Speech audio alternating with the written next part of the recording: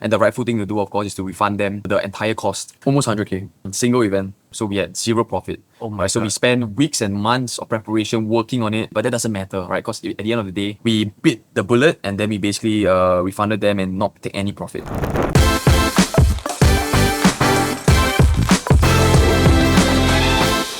Welcome to the show, Joel. Joel, I want to start with something that happened with one of your IDLah campaigns, and it's something that we really been joking about. Okay. So it's about one of your events that you were planning for. You almost spent, how much was it? Was it over like 50? Yeah. Over $50,000 on the event setup Just on and carpentry. design Just and the on carpentry, right? Which will be torn down and thrown away Yeah. after the event. And the event is how many days? Like think 1 4 or week. 5 days, Yeah, so 4 or 5 days, tearing it down, throwing it away, right? So, of course, we have, your peers have advised you against it, and you eventually went to go ahead with a cheaper option, right? But I want to understand your original thinking, because I actually think that you were saying something that they were not. Yeah. So, run me through what was going through your head.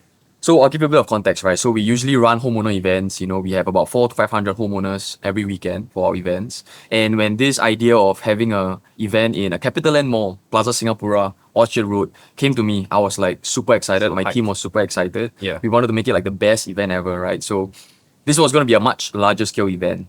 And I guess we got very caught up, like, how can we make it the most beautiful, the most, it's a dream event for us, a mini side quest. So we spoke to different vendors. I think the sunk cost that we were looking at is about $50,000 just for carpentry, just for wood that you cannot reuse. Right? It's a single cost. They build it, 4 or 5 days, they tear it down, they throw it away. They don't even recycle it. I asked, You can't keep it? I asked, can we at least recycle it? Right? We can keep it because the wood belongs to us, right? Alright. But like, what are you gonna do with it? Maybe when you all run future campaigns, you all can use the same carpentry. Yeah, like just the space to store that wood, right? I mean, it's Oh, yeah, gonna be like true. at least $1,000 a month. Yeah. Right, so we had to throw it away. So that was quite painful.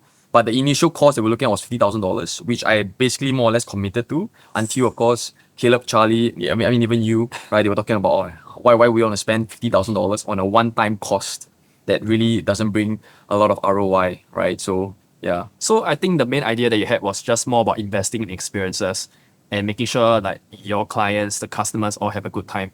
So from what you shared, it tells me that you are someone that really value experiences.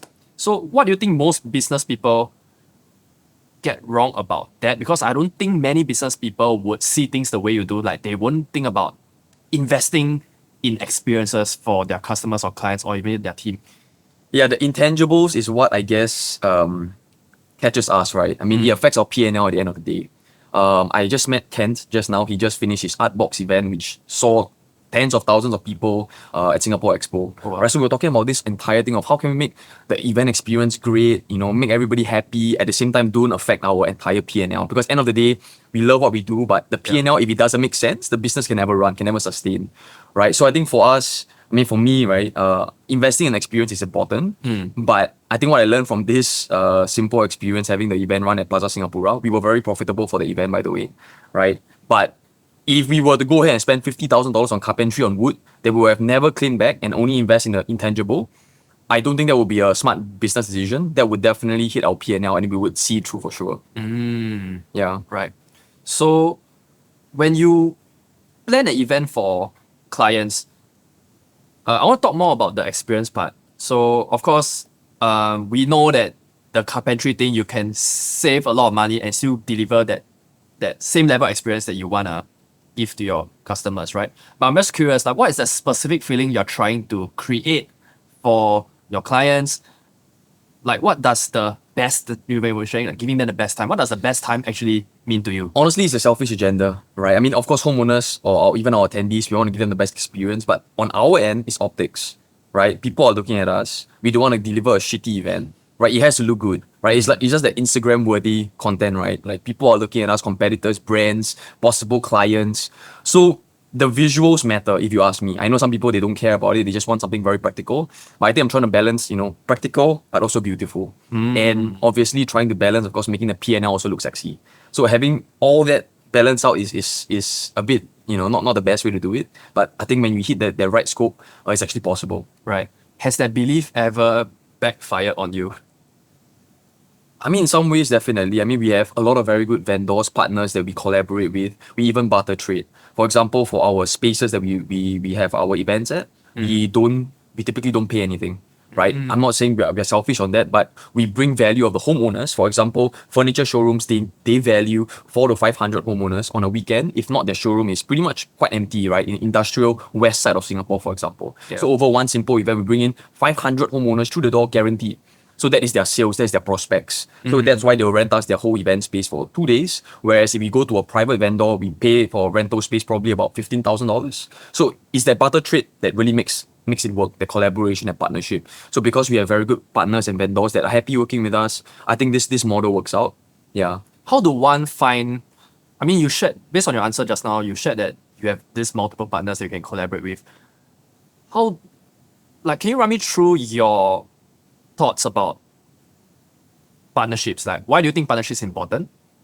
And then how would you like find the right partners to be able to build something bigger? Yeah, I think business rule number one, never do it alone, right? Find people that you vibe with, that have the same mindset, vision, mission, align with your values, right? Then that's when, business can actually take place, right? You go together with a bigger group, you always go further and faster also sometimes. So I think for me, I mean, the most simplest way to form collaborations is go out, meet people, pick up the phone, do outreach, pitch yourself, make yourself attractive. People naturally will come to you after a while. When we first started doing our events, we were begging for spaces, literally begging. Right now, we're very blessed. I mean, I'm grateful that we don't have to beg as hard anymore. Our events work, the model works. We don't have to pitch it. They see it, they know it. It's just whether yes, no, the dates align, the entire event is aligned, then we go forward. Yeah. Why do you think back then you had to beg and now maybe don't have to beg so much? Was it because you did it once and people can see it and it's easier to sell, or is there's more to it? I mean, same thing for SocialJet, right? My other marketing agency that I run, right? At the start, when we had 0 clients, 0 portfolio, we had to convince people to, of course, come on board our influencer strategies, run through our campaigns. Right now, after almost 4 years running it, 400 different campaigns we run, it's way easier, right? People come to us, they already know that we can deliver results. They know the clients we work with, all the different brands. Right. They know that we are Singapore-based. We were 20 people in the team. So by the time they come through the call, the consultation, they are already half sold, and they already know that we are the ones that can deliver. Now we're just talking price, strategy, what exactly is the mechanics around it. So it's more or less a done deal. So now for IDLah, for our events, the model already works. We've executed more than 50 different events, right? So I think businesses don't have to doubt us. Oh, can they actually deliver results? Can they actually deliver 500 people through the door on one weekend? When we say we can do it, we typically can deliver on that. Yeah.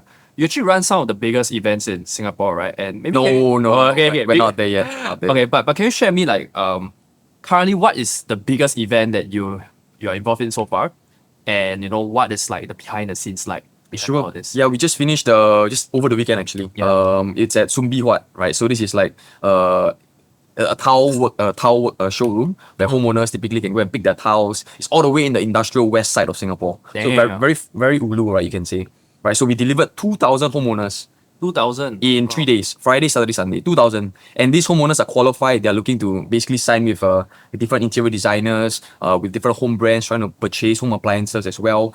So I think that event did really well. That is our biggest so far, 2,000 homeowners over 3 days. Of course, we're going to break the record later this year, which is an event that is about to be planned and done. So I'll share more in a bit. But I think so far, that's our biggest homeowner event. Yeah. Okay. So 2,000 people, like, run me through the strategy, the operations. How did you get to that volume? Thinking what we can share and what we cannot share. I think the marketing, of course, the offer, how we go about advertising the entire event, what is the benefit that homeowners can look forward to when they come to the event, what is the entire setup, why would they want to come all the way to the west side, right? We have people coming from the east side, traveling more than an hour just to reach our place, right? But why would they want to do that? Yeah. Because the value that they provide, we provide, and we invest a lot. For example, we invest in sponsored Grab rides. We spend $60 on Grab vouchers just to give homeowners that back and forth, to and fro, both ways we cover them. At least $60 for Grab vouchers per homeowner, right? So that's a lot of money that we have to invest. Fair price vouchers, they speak to different vendors, brand booths. We also give them up to $70 fair price vouchers. So all in, per homeowner that comes down per unit, I think we're investing at least $200 out the window, right? But people come come in, they're qualified, we vet their floor plans, we know that they're a genuine homeowner. Who wins in the end? We win, our vendors, our brands win, our designers win, and that's why we can keep doing this over and over again, and it works. Don't you think by doing all of this, because you already shared that you're giving the fair price vouchers, Grab vouchers, and on top of that, you still have your marketing costs and everything, venue costs, wouldn't that make your cost per show up for the event be like super high? It's high. Yeah. It's a numbers game, right? If your P&L can afford it, then it's really, I mean, we have so many competitors. Everyone's trying to do their events, right? When we first started doing it, I mean, competition was little to none. Now it's like every single weekend is always a clash. And we like it, right? It gives us new competition, new players in the ecosystem. I think it's healthy and also more value to the homeowners, right? So I think for us, we step up our game. For sure, the stakes have rose a lot. The cost also rose a lot. But we're trying to maintain the price as well for our vendors, our brands, right? Because obviously we pass on those costs to them. Obviously, they will not be as happy, right? So we did do a price increase, that's one. But at the same time, the value also increased a lot. So there was a justification for that. But cost per show up, obviously, goes up a lot. What I can say is, in terms of the industry average, we are quite well above the rest, if I can say, based on what I'm hearing from the other key players in the market. Our show up rates are high. Our numbers are not too bad, right? Can always be improved, can always be optimized, right? Right. But I think we're happy with what it is, and we want to continue to improve it as well. Right. Just now you shared that you all have like 2,000 for the recent event, and now you're trying to go for a bigger one. What is the number you're aiming for? 5,000. Oh, So more than double. what's the game plan to hit 5,000 now? I mean, of course, it hasn't happened yet, but we're just thinking like, definitely how y'all do it have to change. I'll give you the game plan in Yeah. part 2. After the event, I'll give you all the breakdowns, what went well, what went wrong, and then a little bit of in between. But I think we're very excited for that, yeah. I guess that's a teaser for part 2. Teaser, yes. All right, great. So, I mean, we've been talking a lot about events, right? Your IDLah side, and you also run another business, SocialJet, right? Influencer marketing agency, and you actually started this,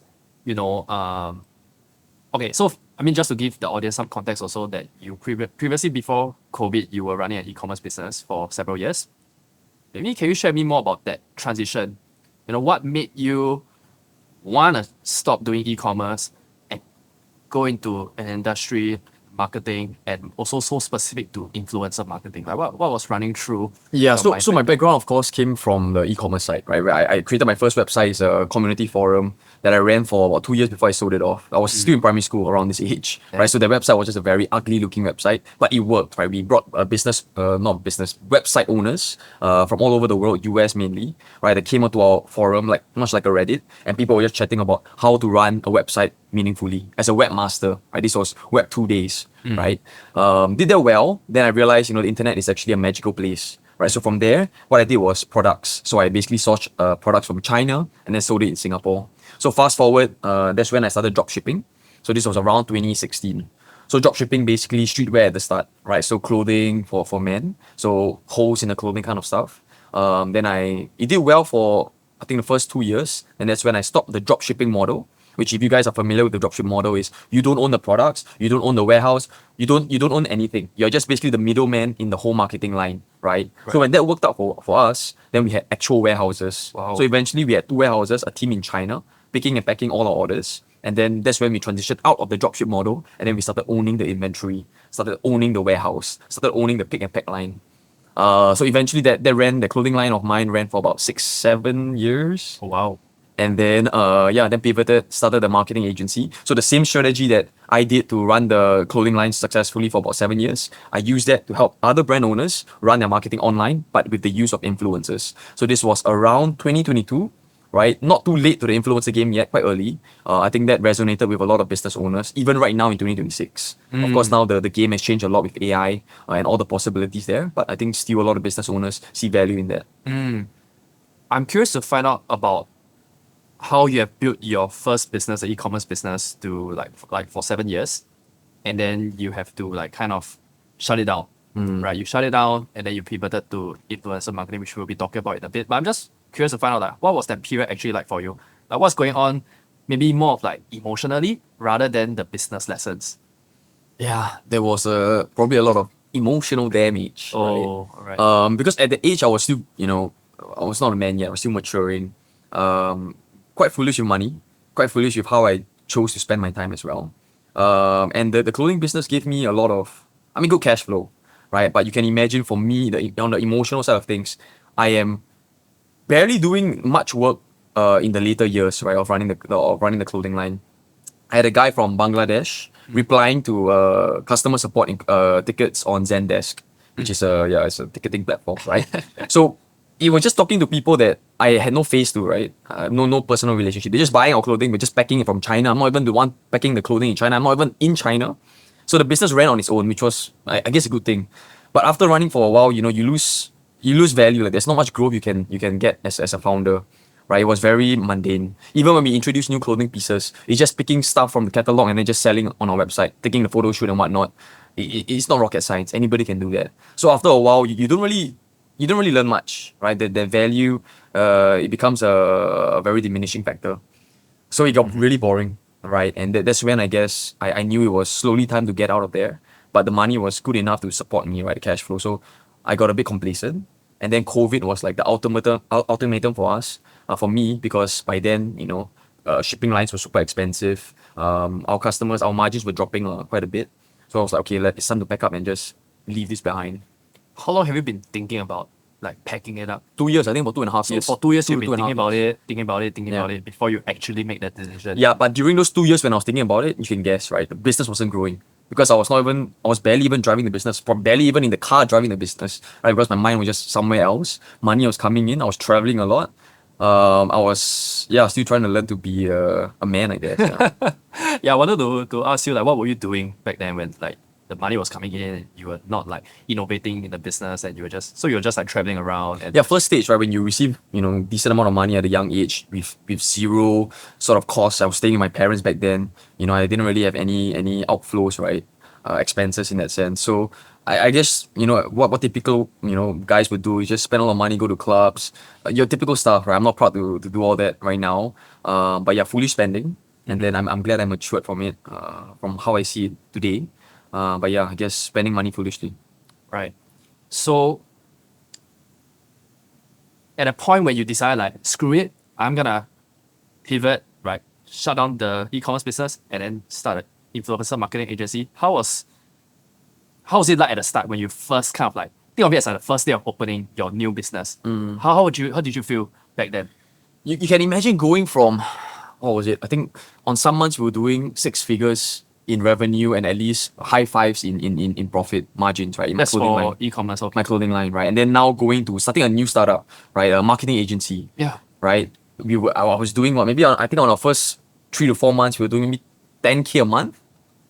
Yeah, and that's top line, right? So your margin's probably less. We'll pay the influencers also, right? So that transition, that shift was humbling, right? It gave me the reality also because I knew that I got comfortable at the clothing line business that wasn't actually the reality of business because I don't think that was even sustainable to begin with, right? Because I also joined during the early days of dropshipping.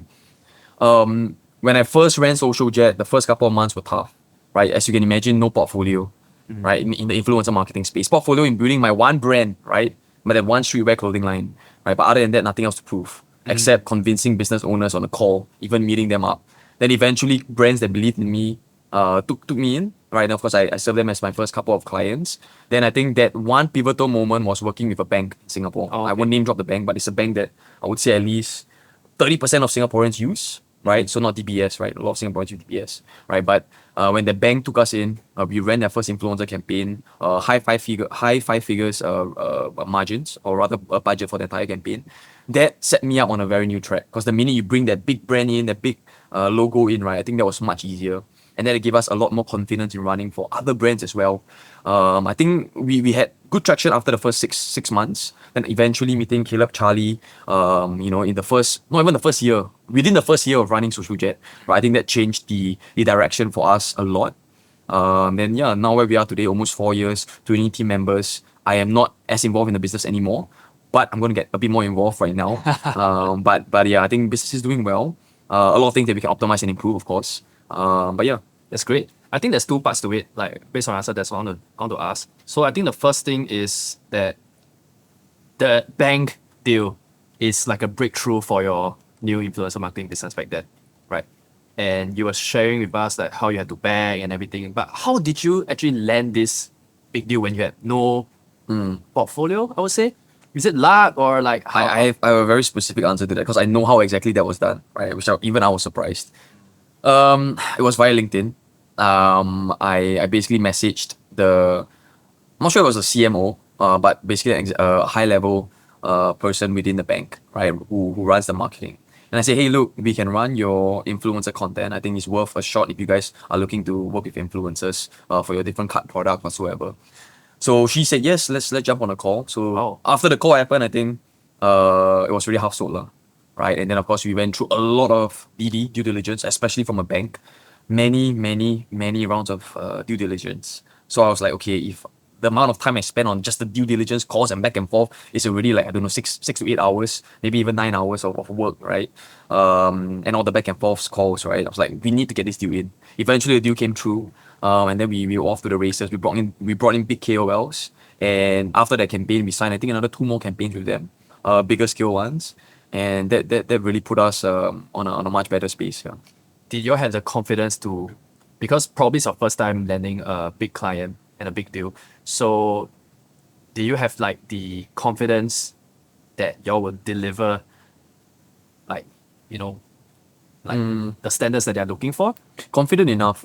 How I looked at it was, the backup plan is, if we cannot deliver, we just burn the money, right? That means we burn our margins, which means whatever profit that we had budgeted, we're just going to put it all into the campaign. So at least we deliver. We don't earn on the margins, that's fine, but we don't burn the relationship, we don't burn the results, we don't burn the client, we don't burn the entire possibilities of what can happen next, right? So I was ready to burn, right, if the campaign were to go another way.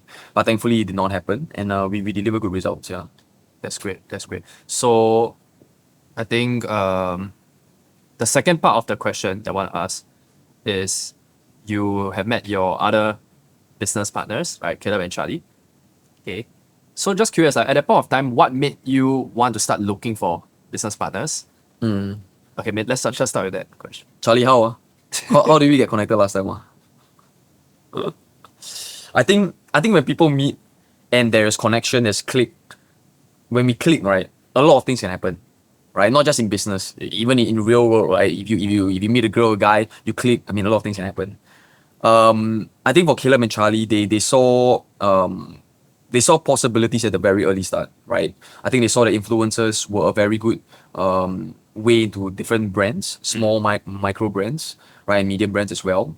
And I think we clicked it off really well. So when Caleb Charlie came into the picture, I think they reframed everything for us, our offer, our landing pages, our VSLs. I didn't even know what any of this meant, right? I was doing a lot of cold emails at the very start of the business. Now I don't do any cold outreach at all, right? But at the start, we're doing a lot of cold emails, trying a lot of like instantly lamb list campaigns, which brought some results, right? But like the bank deal, right? You were doing your cold outreach. Yeah, via LinkedIn, but that was manual, right? We didn't have an automated campaign at the back end.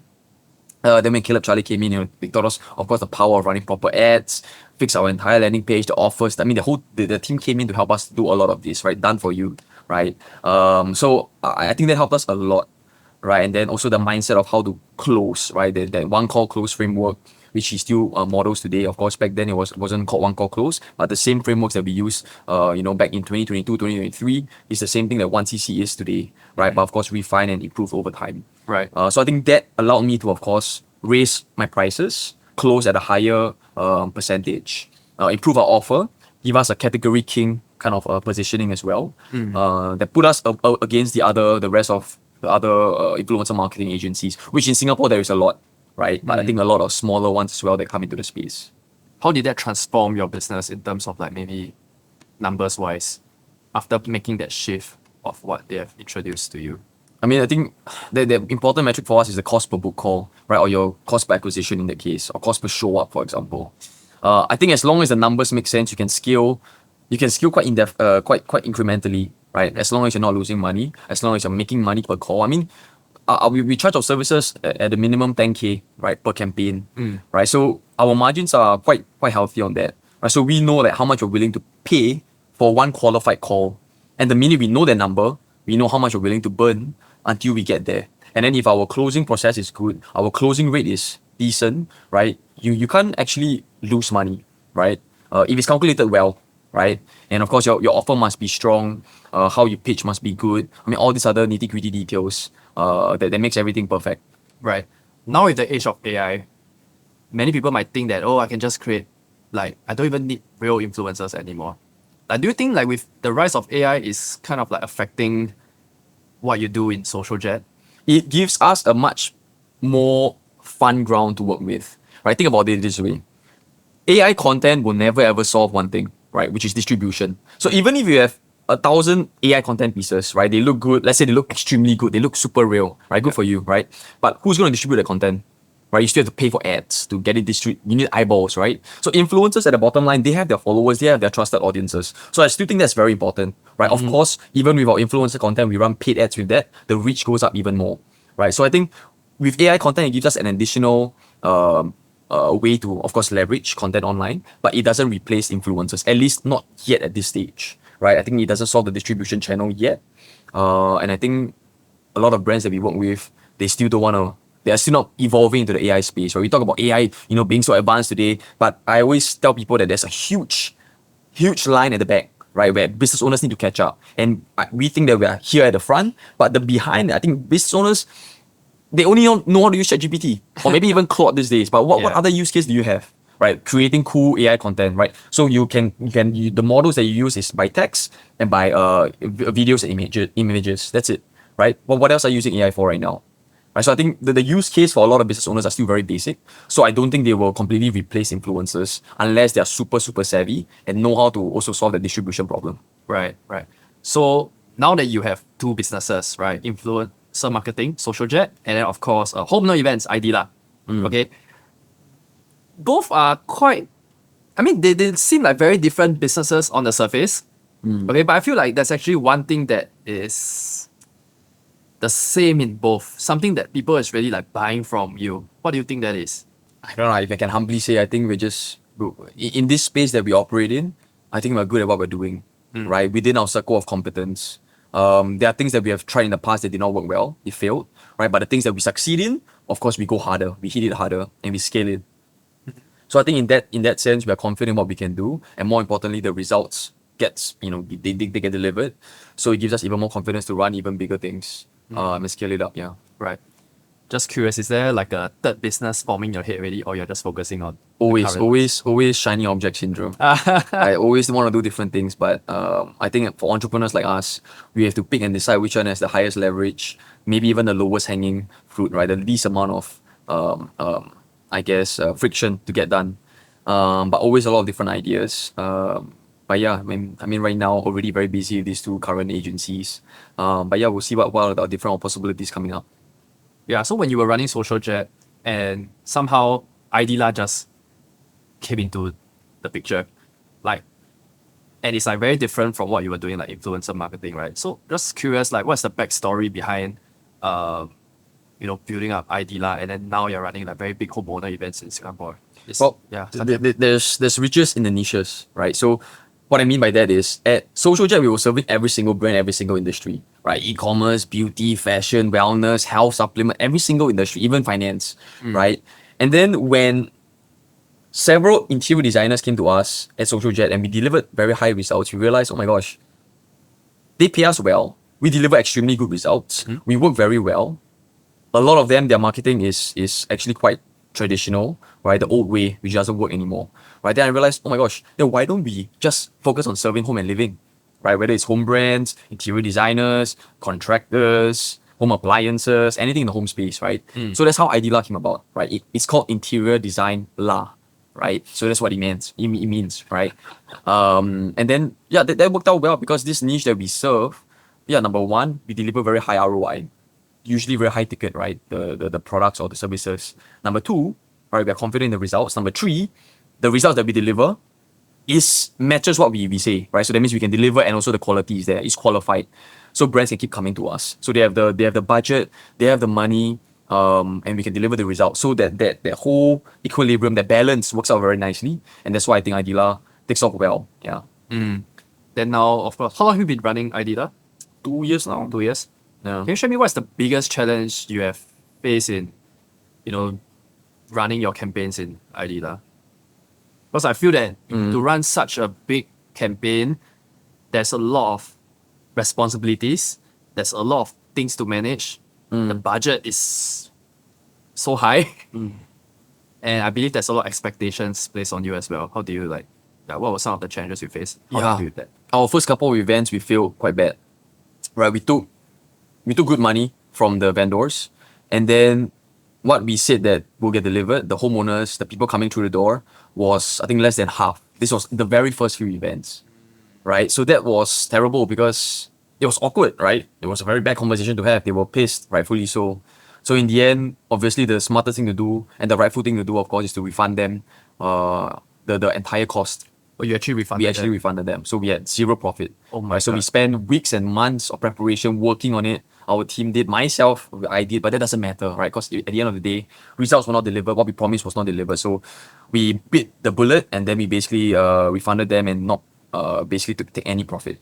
Right? So this happened, I think, for 2 or 3 events in total. Oh my God. Right? So that was complete failure. Right? So I think that was the main challenge at the start, which is how to balance having that high confidence that people will come in and then actual event delivering on that. Because sometimes it's not within your control. Location is bad, show up rate is low, it rains, literally rains on your parade, right? Then of course that affects people showing up. Yeah. Or other unforeseen circumstances. So a lot of challenges like that. But right now, after running more than 50 events 2 years later, I think we perfected that. I don't think we've had a failure anytime soon that I can remember over the past year. Right. The team can attest to that. I think we are over delivering right now, which is our buffer on the buffer, right? Because now competition also is increasing. So we're actually delivering more than what we buffered for. Okay, talking about that, right? Just curious, when you talk about refunding, like for your first few quote unquote failures for your events, you had to refund your clients. Okay, you don't have to give me the exact numbers, but I just want to roughly estimate how big were the losses. Almost 100K. Sheesh. Single event. Yeah. You can imagine how much they paid us, lah. How Yeah. did that make you still wanna continue? Like, do you have a vision and you know that this works? Or it's like, because you shared with me just now that there's multiple Yeah. instances where you have to refund almost this amount, 100K. Yeah. It's freaking painful, right? Didn't But- that make you feel like, hey, this new business ideas doesn't work?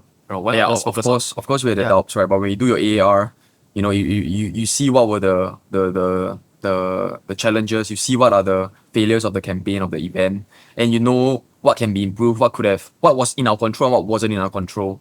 So eventually I think after those failures, we tried smaller events, we played it safer, and we didn't fail, right? So that continued. Then I guess that gave us confidence to do it even bigger. So bit by bit, very progressively, we increased, we scaled up until this day where I think we close eyes also can do, right? Wow. Previously at the first year, every single event I was there, literally for 12 hours a day, right?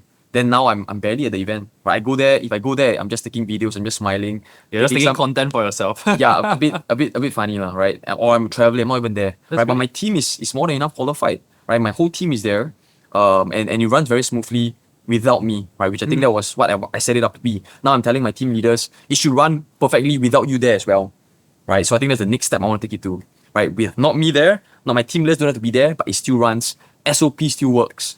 Even if they fall sick, half the team fall sick, it can still run. I think it's possible. It's a high calling, it's a tall order, but I think it's possible. Okay, I think end of the day you started from a small event, right? That's how you were able to figure things out and then slowly start to scale things up along Yeah. the way. Because like for me, when I look at the scale of your events, I just feel like, oh damn, how did one pull this off? Yeah. So maybe, after 2 years of doing this, like what do you think is like the biggest lesson or biggest takeaway when it comes to running successful events? Work with good people.